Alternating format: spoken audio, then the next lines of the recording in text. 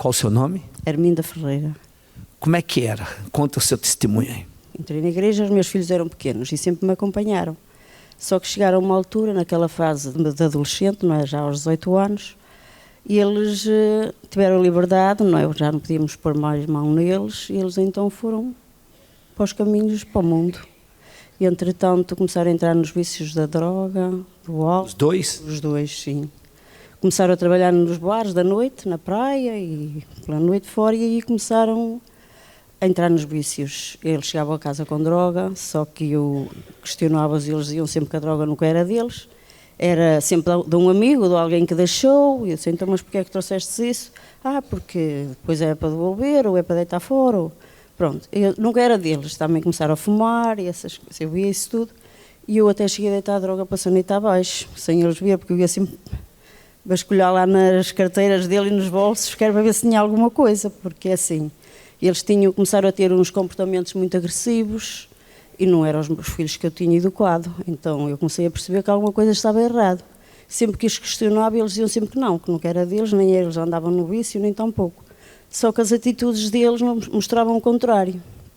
E foi a partir daí que eu comecei a ter noites sem dormir, os meus filhos tinham vários acidentes, eram carros acidentados, adormeciam e os amigos tinham que vir trazê-los em braços mesmo ao quarto, e várias coisas assim aconteceu. Dava entrada no hospital, em coma, telefonemas que eu recebia de noite, telefonemas que eu recebia a dizer que os meus filhos estavam desaparecidos, e cheguei a andar um dia atrás deles, eu e a mãe de um outro amigo, não sabíamos onde é que ele estava, que eles já não apareciam desde sexta-feira em casa, já era um domingo da parte da tarde, e várias coisas que aconteceram, e isso tirava-me a paz, não me deixava dormir, não me deixava descansar de noite, sempre preocupada, enquanto eles não chegassem a casa eu não conseguia dormir. Estava sempre a ligar para eles, a perguntar onde é que estavam, muitas das vezes eles não me atendiam, e quando eu atendiam eu já percebi na voz dele que eles já não estavam normais.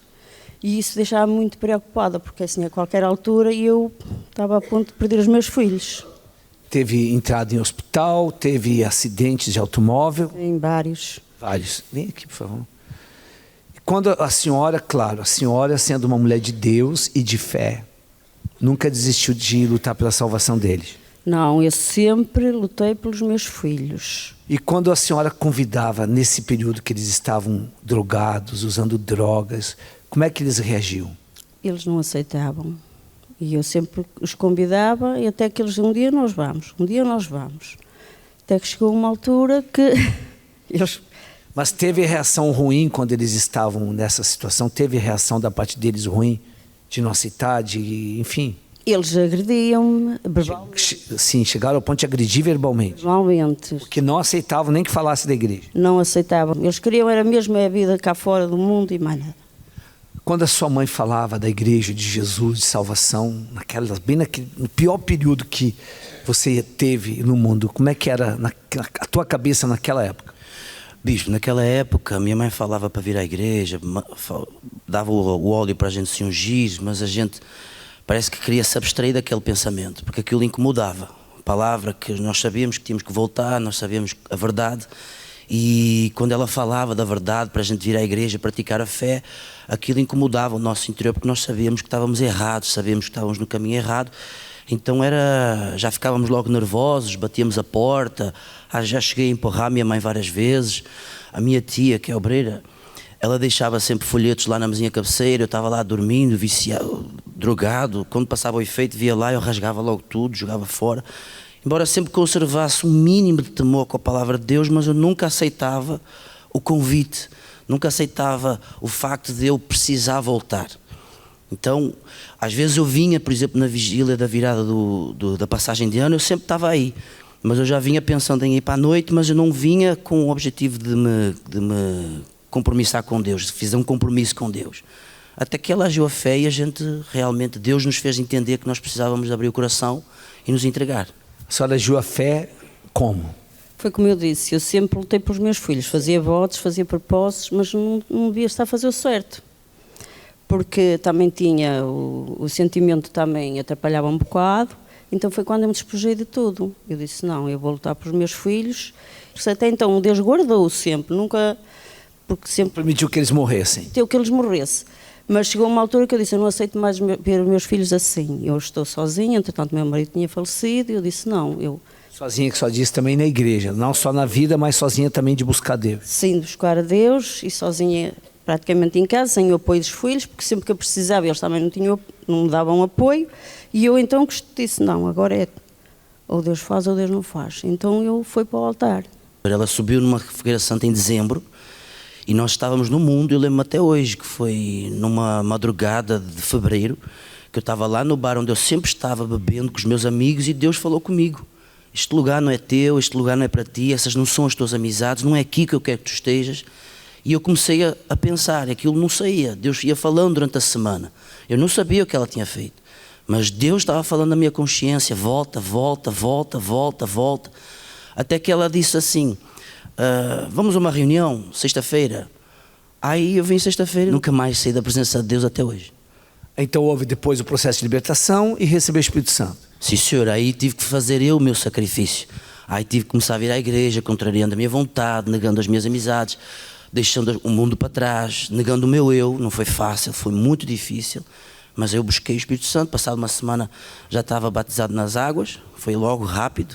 Eu entrei em 16 de fevereiro, acho que 24 de fevereiro já estava batizado nas águas, já tinha largado tudo. E foi um ano que eu demorei a receber o Espírito Santo, mas jejum Daniel, sacrifício também, e Deus honrou. Depois, junto com o Espírito Santo, veio dizer de fazer obra no altar. Aí, com o Espírito Santo, a palavra só era, meu Deus, eis-me aqui. Se o Senhor me quiser usar no átrio, usa. Se o Senhor me quiser usar no altar, eis-me aqui para tudo. Eu já disse, eis-me aqui para os vícios, para o mundo, para a mentira. Agora o meu eis-me aqui vai ser para o Senhor. Aí, a partir daí, estou aqui.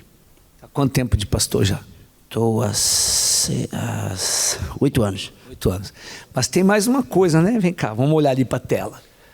Tem mais uma coisa. Solta aí o irmão dele. Olha aí, pode soltar. Olá, que Deus abençoe a todos, que Deus abençoe o povo querido aí do Porto, ao Bispo Odivan, ao meu irmão, à minha mãe. Eu sou o Flávio, eu estou como pastor na Igreja Universal, fazendo a obra aqui em Abrantes no momento. Já estou servindo a Deus há 8 anos, quase 9 anos, e se hoje eu estou aqui servindo a Deus, se hoje estou sendo instrumento nas mãos de Deus, foi tudo graças, em primeiro lugar, à misericórdia de Deus, ao Espírito Santo e ao seu poder, mas também graças à fé, ao sacrifício, à fé que a minha mãe manifestou no altar na Fogueira Santa, porque depois de tantas tentativas de mudança, depois de várias tentativas para deixar as drogas, deixar os vícios, deixar aquela vida errada, a vida de ilusão, de vencer a depressão, depois de várias tentativas, foi só a partir do sacrifício no altar que o Espírito Santo se revelou a mim e me deu poder para vencer os vícios, para vencer a depressão, me deu forças para me entregar, para me converter, me batizar nas águas e receber o Espírito Santo.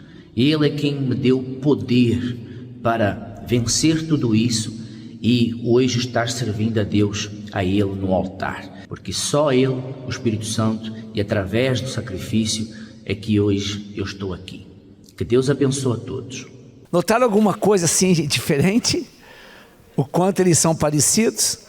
São irmãos gêmeos. É o pastor Xavier e o pastor Flávio. 8 anos de obra, se converteram juntos e os dois mostram muita gratidão primeiro a Deus e a quem mais? A mãe. Valeu a pena? Valeu, Bispo. Qual a alegria da senhora ter 2 filhos na obra de Deus? Não tenho como explicar. É o bem maior é saber que os meus filhos estão salvos, que Deus tomou conta da alma deles. É o bem maior. É o meu bem maior. É o Espírito Santo dentro de cada um de nós. E ainda ganhou uma filha? Sim, mais uma filha. Mais uma filha. Tem a filha e tem o genro, né? Tentar a família, sim. Tudo mudou? Mudou tudo. Não se arrepende de nada? Nada. Faria tudo de novo? Continua a fazer. Isso aí. Fazer. A gente só para de fazer depois que Jesus voltar. Sim, quando for para a glória de Deus, acabou. Mas depois Deus toma conta na mesma dos que cá ficam, tenho a certeza. Amém. Deus abençoe, tá? Tá, obrigada.